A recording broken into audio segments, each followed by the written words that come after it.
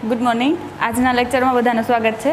હવે આપણે આગળ જોઈ ગયા હતા, એમાં સ્વાધ્યાય 5.1 છે, એના આગળના 2 દાખલા આપણે જોયા હતા, બરાબર.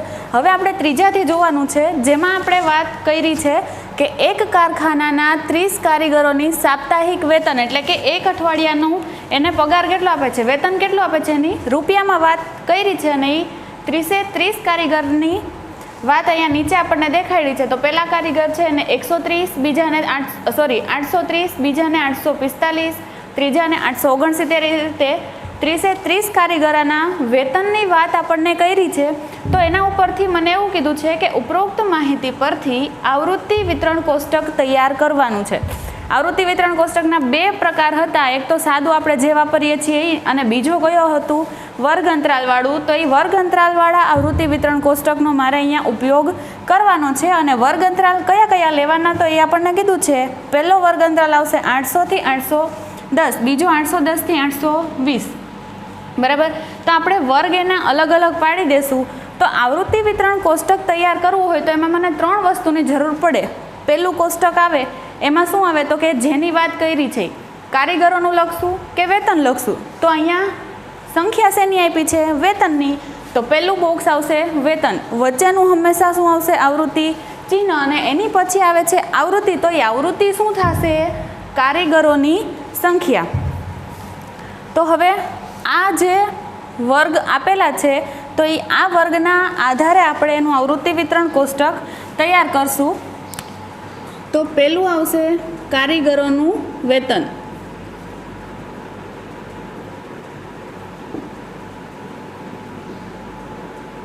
શેમાં છે, રૂપિયામાં.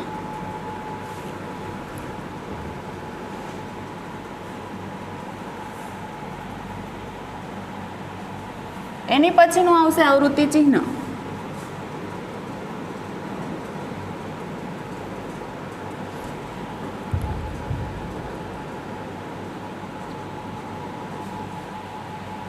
અને છેલ્લે આવશે આવૃત્તિ, એટલે કે કારીગરોની સંખ્યા.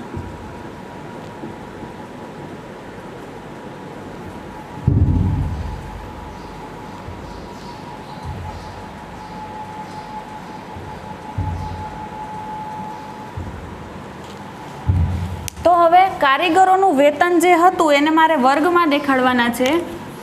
એટલે પહેલો વર્ગ આવશે 800 થી 810, બીજો 810 થી 820, એની પછીનો 820 થી 830,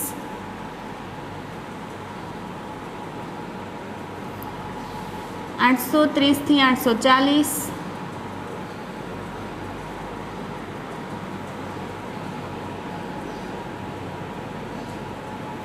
પછી 840 થી 850,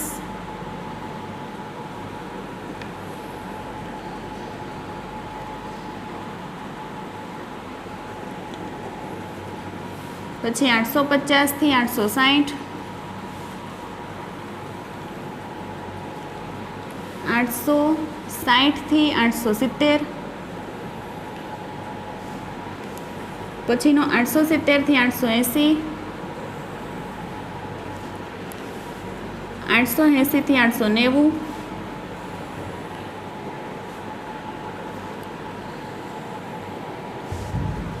અને છેલ્લું 890 થી 900.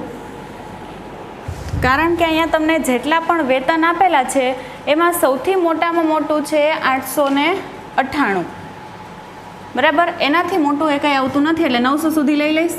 અને છેલ્લું જે ખાનું આવશે એ કુલનું આવશે, જેમાં આપણને કારીગરોની કુલ સંખ્યા છે એ આ બાજુ મળી જાય, બરાબર. હવે લાઈનમાં એક પછી એક આપણે વેતનની સંખ્યા લેતા જઈએ. તો પહેલું કેટલા કીધા છે, 130. અને ખાસ એ ધ્યાન રાખવાનું છે કે તમને અહીંયા જો આવૃત્તિમાં વર્ગ પાડ્યા છે 800 થી 810, 810 થી 820, 820 થી 830. તો એકને એક સંખ્યા તમને 2 વખત જોવા મળે છે.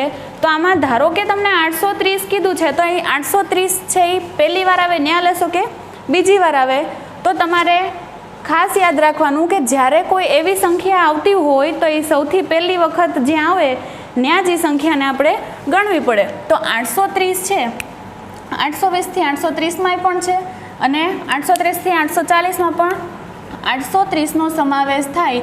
તો હું એને શેમાં ગણીશ? તો કે 820 થી 830 વાળા વર્ગંતરાલમાં, જે 830 વાળો પહેલો વર્ગંતરાલ છે. પછી 845 શેમાં આવશે? 40 થી 50માં. પછી 869 એ 860 થી 870માં, 835 30 થી 40માં, પછી 832, પછી 835, 804,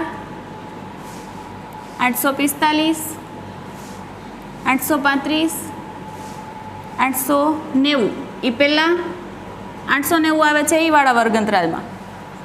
પછી 890, 808, 898 90 થી 900માં, 836, 5મી લાઈન 83, 833, પછી 810, 812, 890, 878, પછી 806 આ લાઈન પૂરી. પછી 835, 840, પછી 820, 840 ને 855, 840 અને 55, પછી 836, 885,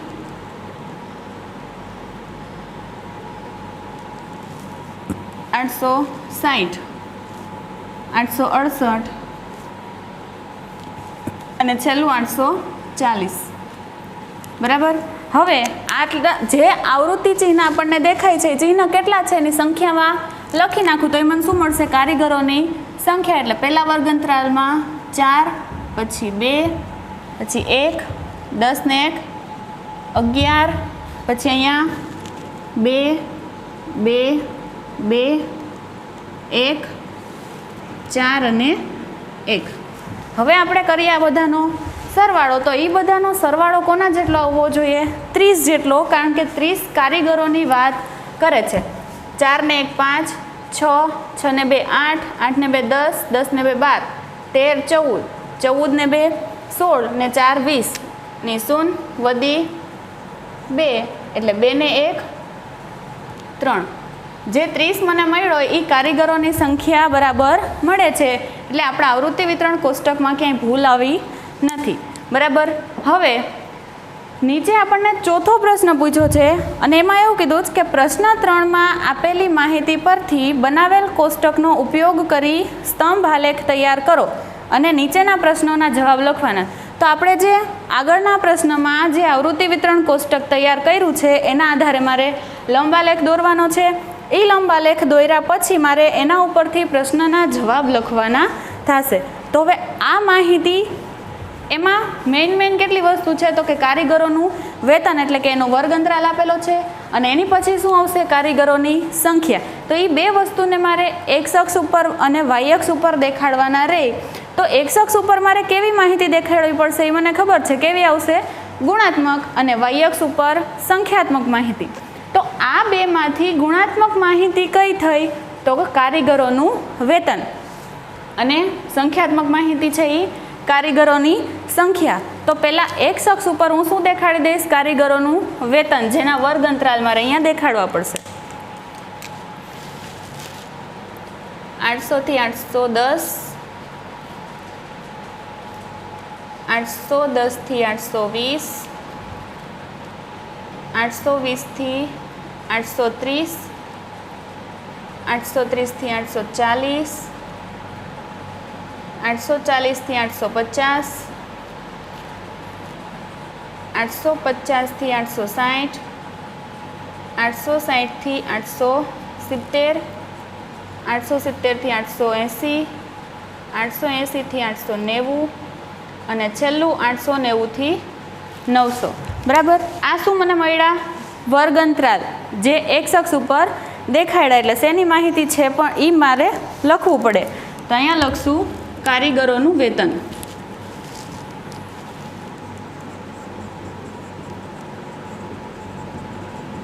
શેમાં હતું? રૂપિયામાં. બરાબર. મારે નીચે જગ્યા નથી એટલે મેં સાઈડમાં લખ્યું, પણ આપણે નીચે લખવાનું હોય. બરાબર. હવે વાય અક્ષ ઉપર શું આવશે? કારીગરોની સંખ્યા. તો એમાં સૌથી મોટી સંખ્યા કેટલી છે? 11. તો મારે 11 સુધી હું એક એકનો ગાળો રાખું તો આરામથી સમાઈ જાય. એટલે પ્રમાણમાં મારું કેટલું આવશે? 1 2 3 4 5 6 7 8 9 10 11 ને 12. બરાબર. હવે આના ઉપરથી જોતા જાશું અને એના સ્તંભ છે એ લંબાવતા જાશું. તો પહેલો વર્ગ 800 થી 810 છે, એની સામે કારીગરોની સંખ્યા કેટલી છે? 4. 800 થી 810 છે, એનો સ્તંભ ક્યાં સુધી આવશે? 4 સુધી.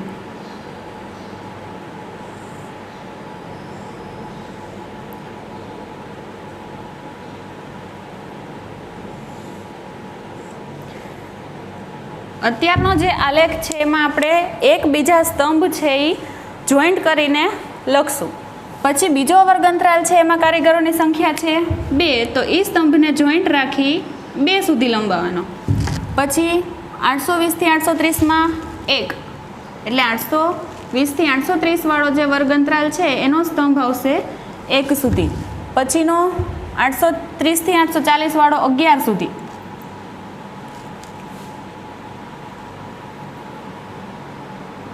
એટલે એ સ્તંભ મારે લંબાવવો પડશે 11 સુધી.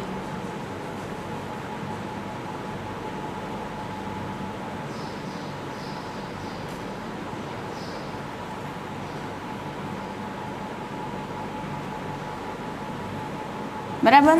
હવે એની પછી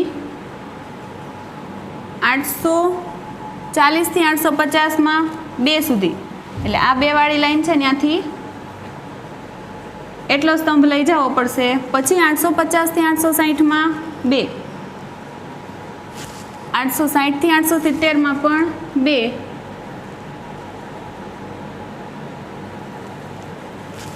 870 થી 880 1, એટલે એનું અડધું. 880 થી 890માં 4,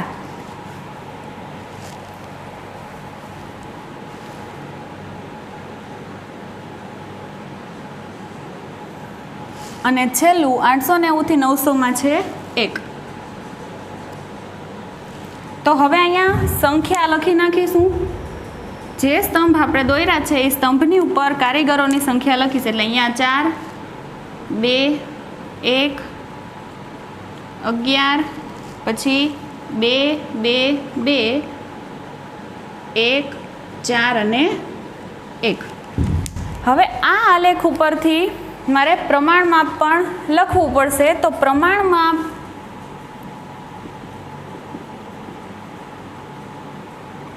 એમાં વાય અક્ષનું પ્રમાણમાપ લખીએ છીએ. એટલે વાય અક્ષમાં 1 સેમી બરાબર આપણે કારીગરોની સંખ્યાની વાત કરીએ છીએ તો એ મારે અહીંયા દેખાડવું પડશે. કારીગરોની સંખ્યા એટલે અહીંયા 1 સેમી બરાબર કેટલા કારીગરો છે?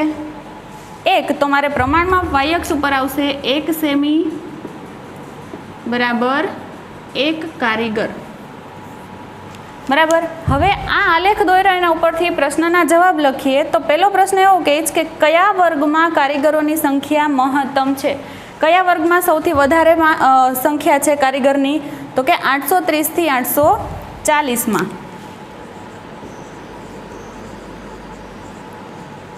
હવે પછીનો બીજો પ્રશ્ન એમાં એવું કહે છે કે ₹850 કે તેથી વધુ વેતન મેળવતા કારીગરોની સંખ્યા. એટલે 850 કે તેથી વધુ, એટલે 850 થી 860 વાળો અંતરાલ અને એની પછીના બધા અંતરાલ. તો કુલ કારીગરોની સંખ્યા જોઈએ જ તો 2 ને 2 4, 4 ને 1 5, 5 ને 4 9 અને 1 10. એટલે 10 કારીગરો એવા છે કે જેને 850 કે તેથી વધુ વેતન એક અઠવાડિયાનું મળે છે.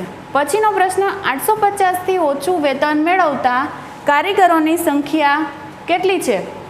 તો 850થી ઓછું એટલે કે 850 કરતાં ઉપર જવું પડશે તો એના કારીગરોની સંખ્યા ગણો. 11 ને 2 13, 13 ને 1 14, 14 ને 2 16 અને 16 ને 4 20. તો 20 કારીગરો એવા છે કે જેને 850થી ઓછું વેતન એક અઠવાડિયાનું મળશે.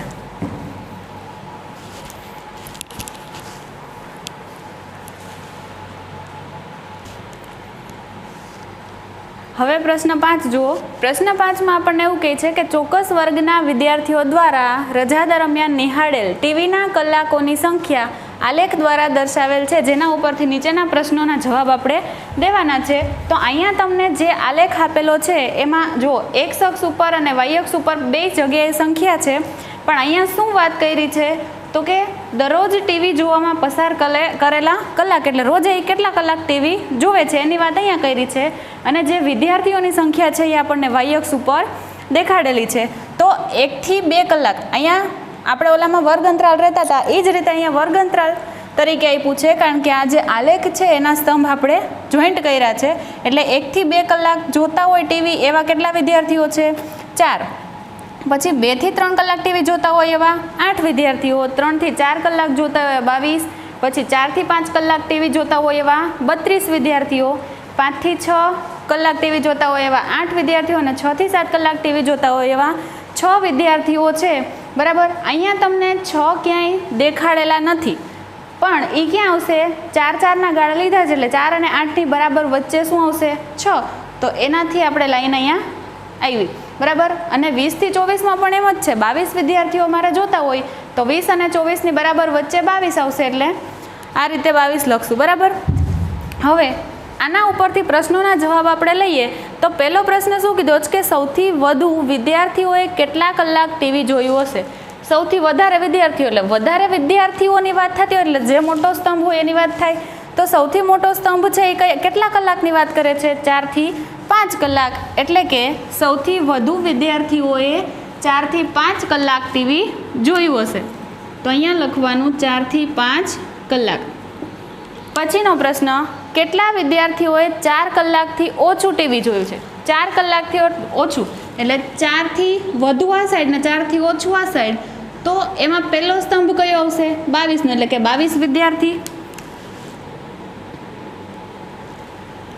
એ 22 વિદ્યાર્થીને 8 એટલે 30, 30 ને 4 34 વિદ્યાર્થીઓ છે એણે 4 કલાકથી ઓછું ટીવી જોયું.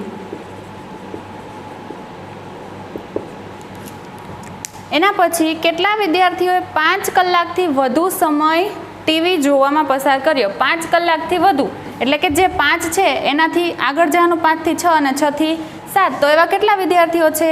8 અને 6, બેનો સરવાળો કરો, 8 ને 6 14, એટલે કે 14 વિદ્યાર્થીઓ એવા છે કે જે 5 કલાકથી વધુ સમય ટીવીનો જુએ છે. હવે અહીંયા આપણું સ્વાધ્યાય 5.1 છે એ પૂરું થાય અને આની પછીના લેક્ચરમાં આપણે જે પાઈ ચાર્ટ એટલે કે ચિત્ર આલેખની આપણે વાત કરતા હતા એ ચિત્ર આલેખ દ્વારા વધારે માહિતી આવતા લેક્ચરમાં મેળવશું.